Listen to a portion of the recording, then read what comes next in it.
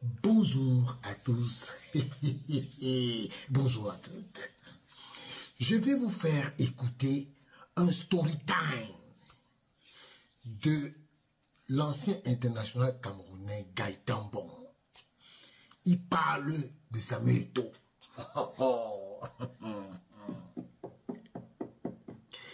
Je ne veux pas être long. Écoutez Gaëtan Bon.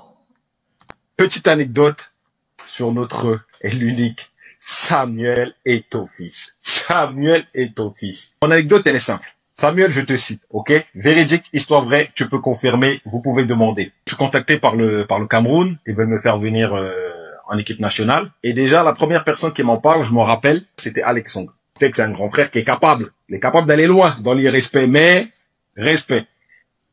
Maintenant, l'histoire, elle est simple. Maintenant, lui, il m'appelle, il me dit, écoute, petit frère, bon, voilà, je veux que tu viennes en équipe nationale, comme ça se fait dans pas mal d'équipes africaines.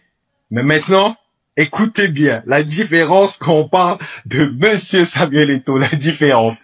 J'étais jeune, j'ai débuté en pro, ça faisait quelques années. Mais voilà, j'étais un jeune joueur et voilà, qui marchait bien. Donc il m'appelle, il me donne rendez-vous sur Paris. Et bon, moi je me dis, bon, c'est comme, il essaie de me convaincre. Bon, j'ai parlé un petit peu à Alex, j'ai parlé à pas mal de gens. Avant ça, et bon, il va faire comme tout le monde. Non. Lui, il avait une autre stratégie pour moi. Une stratégie claire, nette, précise à la Samuel Eto'o. Donc Samuel me convoque, on se donne rendez-vous, il arrive, tout ça. Bon, on connaît le 9, bolide, boucan, il n'y a pas de... Ok, donc il me donne rendez-vous, on se rejoint. Il me dit, oh, rejoins-moi à tel ou tel endroit. Je le rejoins après, du coup, après à son hôtel. Il avait un hôtel. Bon, je me dis, voilà, il joue en Espagne à ce moment-là, puisque je crois qu'il était encore à Barcelone. Il joue en Espagne. Et donc, il me donne rendez-vous à l'hôtel. J'arrive à l'hôtel, tout ça. Et moi, je me suis dit, bon, on va se rejoindre dans un salon. On va discuter, comme ça se fait, comme tout le monde fait. Mais lui, non, il aime pas ça. Il aime pas ça. Donc, il descend.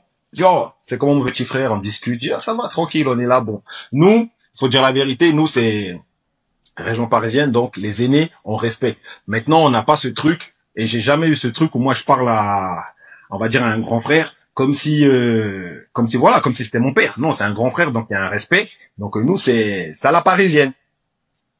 Maintenant, bon, il me dit, viens, petit, on va aller, j'ai un petit truc à attraper chez moi, vite fait, et comme ça, on va pouvoir discuter aussi.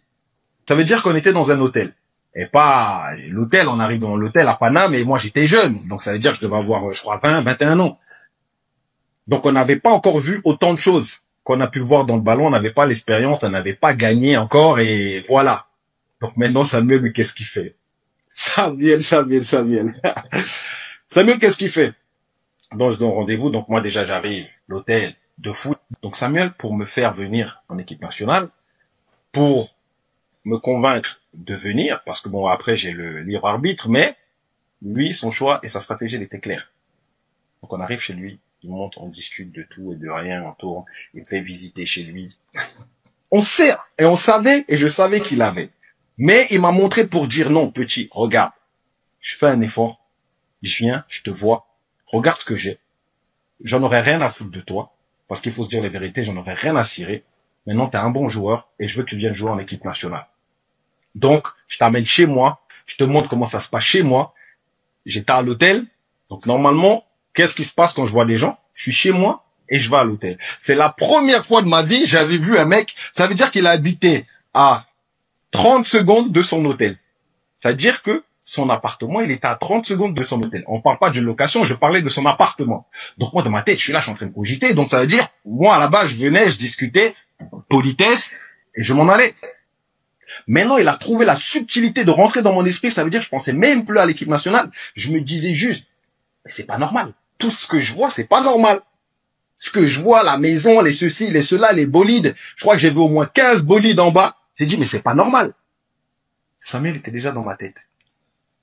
Il était déjà dans ma tête. L'anecdote, c'est pour vous dire comment il a fait pour me convaincre. Il m'a convaincu d'une façon très simple. Petit, tu fais ce que tu as à faire.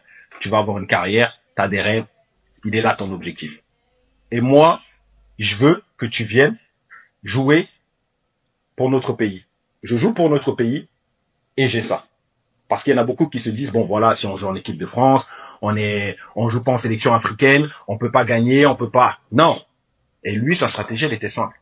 Que tu joues pour l'équipe nationale du Cameroun et que tu joues demain pour la France, ça change rien sur ce que tu dois gagner. Ce que tu dois gagner, tu vas le gagner. Tu vas aller le chercher. Et si tu vas le chercher, tu peux avoir ça. Donc, Samuel. Je vous raconte cette anecdote. Pourquoi? Parce que aujourd'hui, avec du recul, aujourd'hui, avec ce que j'ai vécu, avec ce que j'ai pu voir, avec ce que j'ai pu gagner, en fait, je me dis qu'à ce moment-là, il était lointain. Il était lointain parce qu'il y en a qui auraient pu prendre ça pour de l'arrogance. C'était pas de l'arrogance, c'était très subtil et très bien pensé. Donc Samuel, un big up à toi. Par contre, faut préciser, la prochaine fois que quelqu'un vient dire oh Samuel, gifle-le. Gifle-le. Parce que bon, il y a un respect à avoir entre nous, il y a un respect à avoir en off, mais devant les caméras, là, oh Samuel, gifle. Dites-moi ce que vous en pensez. Est-ce qu'il a été malin? Est-ce que c'était subtil? Est-ce que pour vous, vous pensez que c'est de l'arrogance? Moi, je réponds. Moi, je réponds à Gaëtan Bon en disant ce que Samuel Eto'o a fait, c'était de l'intelligence, de la subtilité. Il n'a pas voulu te convaincre en parole. Il a voulu te convaincre en acte. C'est-à-dire qu'il t'a amené à cogiter par toi-même de ton intérêt pour le Cameroun. Il t'a dit, voilà comment ça se passe chez moi. Je suis persuadé qu'il ne t'a même pas parlé de la sélection. Il t'a juste montré comment il vit, comment ça se passe. Et normalement, tu avais pris la bonne décision parce que j'estime que si tu nous racontes ça, ça veut donc dire que Samuel Eto'o t'a convaincu à un niveau ou à un autre. Et je crois qu'aujourd'hui, comme tu l'as dit subtilement, que ceux qui disent que Samuel, gifle-le. C'est vrai, Samuel ne va pas le gifler. Mais il y a des choses. Les gens disent aujourd'hui que Samuel Eto'o est ceci, Samuel Eto'o est cela. Mais ils oublient un truc. C'est que ce monsieur a déjà vécu ses rêves. Il a déjà tout vécu. Donc aujourd'hui, le fait que les gens parlent de lui, que ce soit en bien, que ce soit en mal, ça n'a aucun impact sur sa vie.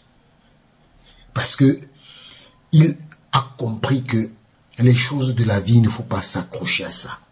Il a vécu sa vie, il continue de la vivre et aujourd'hui, il accomplit des choses que les gens n'ont jamais accomplies. Donc, ça ne sert à rien pour lui de les gifler parce que quand on regarde très bien Samuel Eto'o, ce n'est pas quelqu'un qui est un va-t-en-guerre. Et sa stratégie aujourd'hui, c'est de démontrer aux Camerounais que je suis arrivé à ça. Vous aussi, vous pouvez arriver à ça. Et je pense que c'est le message qu'il a voulu te transmettre, Gaëtan Bon. Que je suis arrivé à ça. Vous aussi, vous pouvez arriver à ça. Parce que, parti de là où je suis, et arriver là où je suis, tout le monde peut le faire. Il est question d'une volonté personnelle. Et justement, en parlant de ce que Samuel Eto'o fait pour le Cameroun, beaucoup de gens ont en image la CAN 2021, 2019 qu'on avait retiré au Cameroun. Et vous avez vu le jet affrété par Samuel, où il y avait Gianni Infantino et Ahmad Ahmad. C'est Samuel Eto'o qui a payé ce jet-là. C'est Samuel Eto'o qui l'a payé. Il a mis dedans le président de la CAF et le président de la FIFA. Donc, c'est pour vous dire que ce que Gaëtan Bon dit, il y a des gens qui vont témoigner ça, mais à des niveaux extraordinaires. À des niveaux extraordinaires. Aujourd'hui, ceux qui veulent se mesurer à Samuel en disant que il a utilisé l'argent de la Fédération camerounaise de football parce qu'il n'avait plus d'argent. Gaëtan Bon vient de le dire. Et il est assez honnête. Et il connaît Et c'est un monsieur aujourd'hui qui fait dans le développement personnel. Il connaît le mindset de Samuel. Et quand il vous raconte ça, il est en train de dire à tous ceux qui parlent mal de Samuel que vous ne connaissez pas l'homme. L'homme Samuel Eto'o, ce n'est pas ce qu'on raconte dans les vidéos.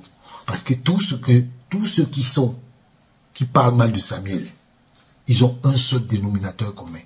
C'est de se faire remarquer par Samuel pour venir travailler avec eux. Suivez mon regard. Ils sont là, ils parlent beaucoup. Dans les médias, ils parlent beaucoup. Et sachez que, de toutes les façons, ce monsieur est un stratège. Chaque fois qu'il mène une action, je regarde et je me dis, il est un stratège.